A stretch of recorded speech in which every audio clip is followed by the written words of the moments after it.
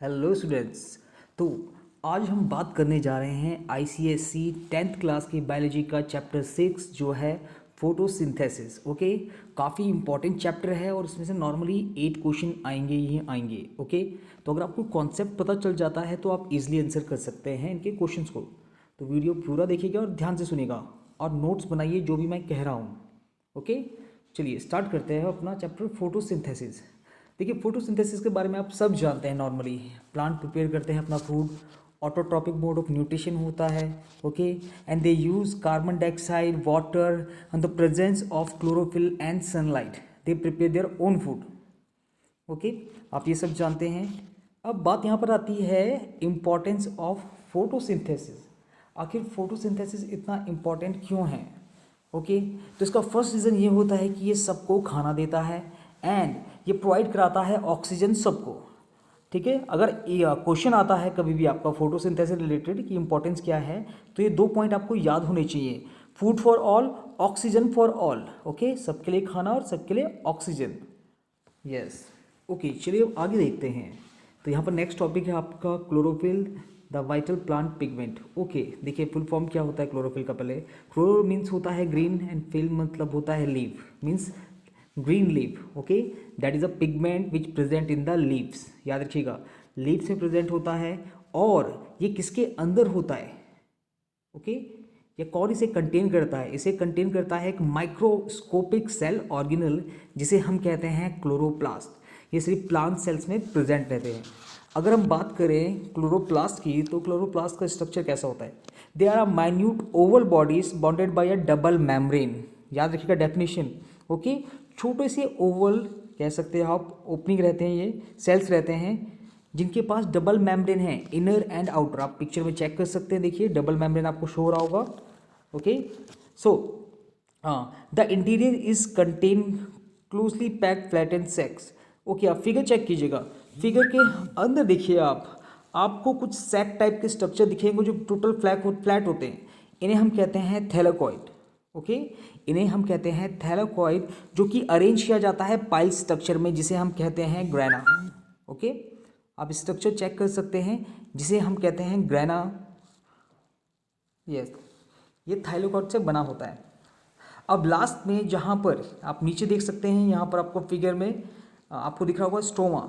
Stoma जो substance होता है वो ग्राउंड पे प्रेजेंट होता है। ओके, इसे हम ग्राउंड फ्लूइड भी कहते हैं और ये काफ़ी इंपॉर्टेंट जगह होती है फोटोसिंथेसिस के लिए। हम आगे चेक करेंगे क्या होता है ये। इसके अलावा अगर क्वेश्चन आता है कि एक सेल में कितने क्लोरोप्लास्ट प्रेजेंट होते हैं, तो एक सेल में ऑलमोस्ट 40 to 50 क्लोरोप्लास्ट होते हैं। देखिए, जो भी मैं आपको पॉइंट्स बता रहा हूँ 1 by 1 आपको नोट करना है जैसे जैसे मैं कह रहा हूँ। ओके, सो अब बात करें क्लोरोफिल की, तो क्लोरोफिल कहाँ प्रेजेंट होता है? ये क्वेश्चन भी बहुत ज़्यादा अच्छा है एमसीक्यू के लिए। क्लोरोफिल कहाँ प्रेजेंट होता है? देखिए, तो क्लोरोफिल प्रेजेंट होता है वॉल्स ऑफ थैलेकॉइड की। थैलेकॉइड की वॉल्स देखिए जो आपको ग्रीन टाइप की दिख रही है, टोटल जो आपको ग्रीन दिख रही है यही है क्लोरोफिल। ओके, क्लोरोफिल अंदर होता है क्लोरोप्लास्ट के और ये एक्चुअली प्रेजेंट होता है walls of thylakoid. Yes, after that if you talk about structure of, yes, internal structure of chloroplast, they are made up of oxygen, carbon, nitrogen, hydrogen and magnesium। इन 5 से बने होते हैं।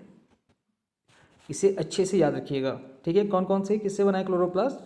Oxygen, carbon, nitrogen, hydrogen and magnesium. Okay, अब बात करते हैं chloroplast कहाँ present होते हैं। देखिए, जनरली क्लोरोप्लास्ट प्रेजेंट होते हैं मेसोफिल सेल्स में। आपने ये पढ़ा होगा ट्रांसपिरेशन में मेसोफिल सेल्स क्या होते हैं? 2 टाइप के होते हैं, पैलिसेड एंड स्पंजी। तो अगर हम बात करें तो इन दोनों में से ज़्यादा होते हैं पैलिसेड में, पैलिसेड मेसोफिल, क्योंकि वो लीफ के अपर पोर्शन में प्रेजेंट होता है। ओके, तो ये ज़्यादा ग्रीन होगा ताकि ये ज़्यादा एनर्जी, सोलर एनर्जी को ट्रैप कर सके। यस, ओके, इसके अलावा क्लोरोप्लास्ट गार्ड सेल में भी प्रेजेंट होता है। यस, गार्ड सेल में ही प्रेजेंट होता है और जो ग्रीन यंग लीव्स होती हैं उनके यहाँ पर भी ये प्रेजेंट होता है।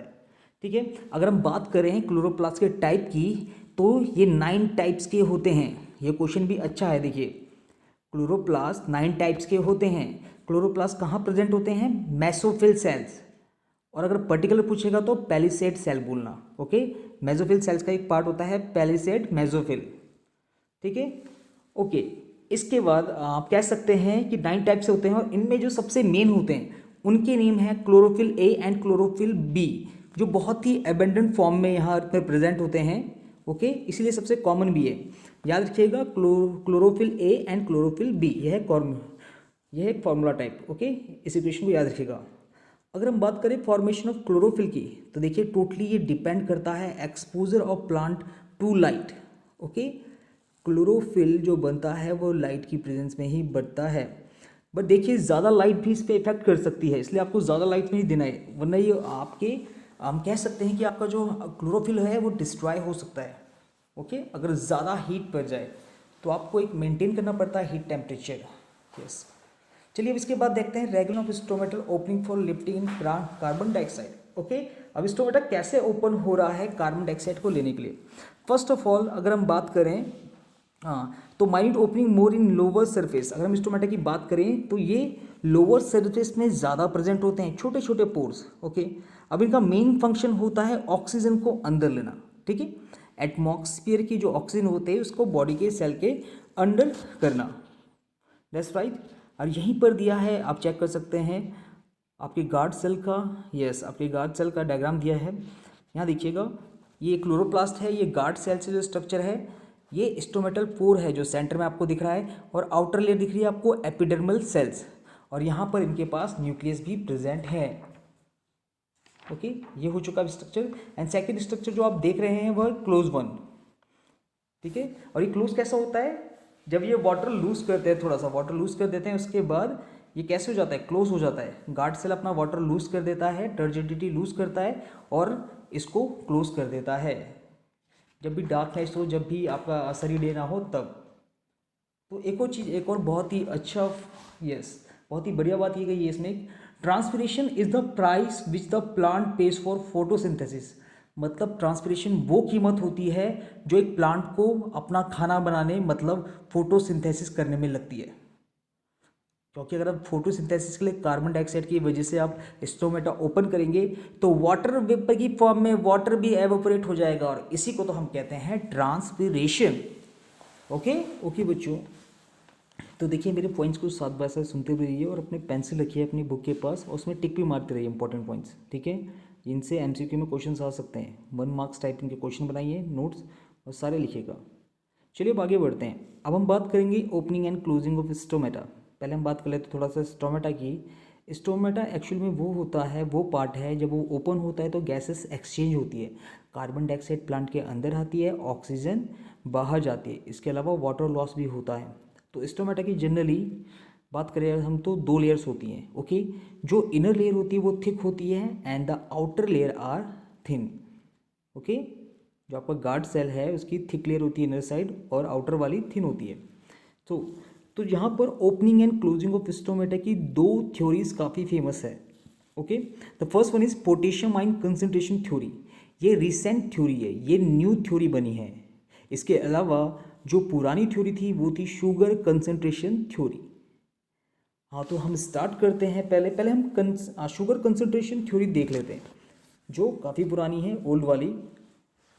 तो इनके अकॉर्डिंग क्या कहा गया था, देखिए आखिर शुगर कंसंट्रेशन थ्योरी में क्या क्या मेन चीज़ें थी, मैं आपको ध्यान से बता रहा हूँ, आप सुनिएगा ध्यान से। ओके, सो फर्स्ट थिंग कि ये प्रोसेस डे टाइम में होता था।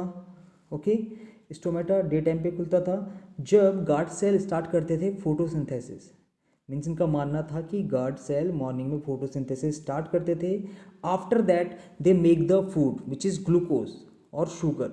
जो आप शुगर बनाते थे या शुगर बनता था आफ्टर द प्रोसेस ऑफ आपके फोटोसिंथेसिस के, तो इनका मानना था कि जो ये शुगर होता है ये एक ऑस्मोटिक प्रेशर क्रिएट करता है जिससे वाटर डिफरेंट पार्ट्स में रिसीव हो जाता है। ओके, जिसकी वजह से क्या होता है, वाटर हर जगह पहुंच जाता है, और जब वाटर पहुंचता है सेल्स में तो वो टर्जिड हो जाते हैं।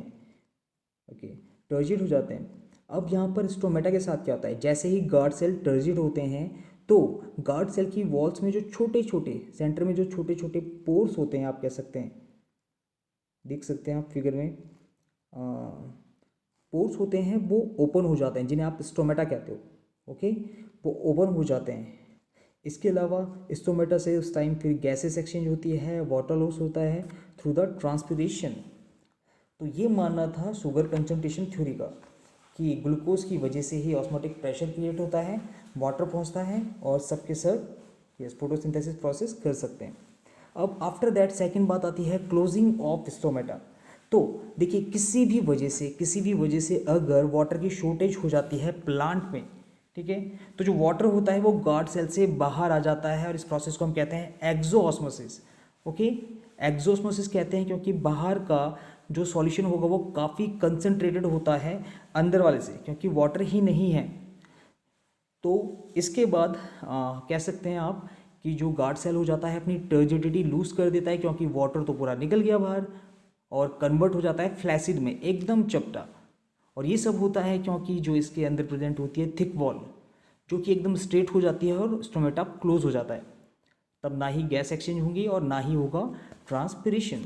ओके बच्चों, अब हम बात करते हैं न्यू थ्योरी जो कि है पोटेशियम आयन कंसंट्रेशन थ्योरी। सो इस थ्योरी के अकॉर्डिंग ये कहा गया है कि जो स्टोमेटा होता है उसका opening and closing total depend करता है generation of potassium ions. Yes, आपने सही सुना, ठीक है। तो सारा opening and closing potassium ion पे डिपेंड करता है। अगर हम बात करें डे टाइम की बात कर रहे हैं। So chloroplast present in guard cell में जो प्रेजेंट होते हैं chloroplast, they do the photosynthesis process. Okay, after the food they just generate the energy in the form of ATP. ATP की फॉर्म में एनर्जी जनरेट करते हैं। अब देखिए जो ये एटीपी होता है इसको एक्टिवली पंप की तरह यूज़ किया जाता है पोटेशियम आयंस को, ताकि ये बगल वाले जो आप कह सकते हैं कि जो सराउंडिंग में जो भी सेल्स होते हैं गार्ड सेल्स के, यस, ये उनको हाइपरटोनिक बना देता है। मीन्स सिंपल भाषा में समझिए, कह सकते हैं कि जो पोटेशियम आयन होता है उसे गार्ड सेल के अंदर डाला जाता है बाय यूजिंग एटीपी। ओके, और जैसे ही potassium ion concentration guard cell के अंदर पहुंच जाता है तो ये इसको बना देता है concentrated solution as compare to other surrounding cells. Okay, खुद ये हाइपोटोनिक होके बाकी जो सेल्स होते हैं हाइपरटोनिक बना देते हैं। अब देखिए इनके पास सॉल्ट ज़्यादा है और वाटर कम है, तो बाहर का सारा वाटर अंदर के लिए सप्लाई होता रहता है, ठीक है। तो इस तरह से वाटर अंदर आता है एंड दे बिकम टर्जिड, ये टर्जिडिटी प्राप्त कर लेते हैं। और देखिए टर्जिडिटी के बाद क्या होता है, जो इनकी बॉडी होती है, शेप होता है, वो आउटवर्ड डायरेक्शन में ओपन होने लग जाता है और ये लास्ट में ओपन कर देते हैं स्टोमेटल पोर्स को, जिनसे एक्सचेंज ऑफ गैसेस होता है और ट्रांसपिरेशन। सो अगर हम इसका रिवर्स होता है नाइट में, ठीक है, जो K+ आयंस होते हैं वो लीक आउट हो जाते हैं स्टोमेटा के गार्ड सेल से। ओके, गार्ड सेल से जैसे ही आप कह सकते हो कि वाटर निकल जाता है, इसकी टर्जिडिटी खत्म हो जाती है और ये एकदम फ्लैसिड बन जाता है और स्टोमेटल पोर क्लोज हो जाता है। तो ये थी नई थ्योरी, होप आपको समझ आया होगा। कोई भी डाउट हो तो आप पूछ सकते हैं। ओके, तो ये डिफरेंस था शुगर कंसंट्रेशन थ्योरी में और पोटेशियम आयन कंसंट्रेशन थ्योरी में। याद रखिएगा आपको इनकी बेसिक टर्म्स पता होना चाहिए, क्योंकि MCQ क्वेश्चन इससे बन सकते हैं।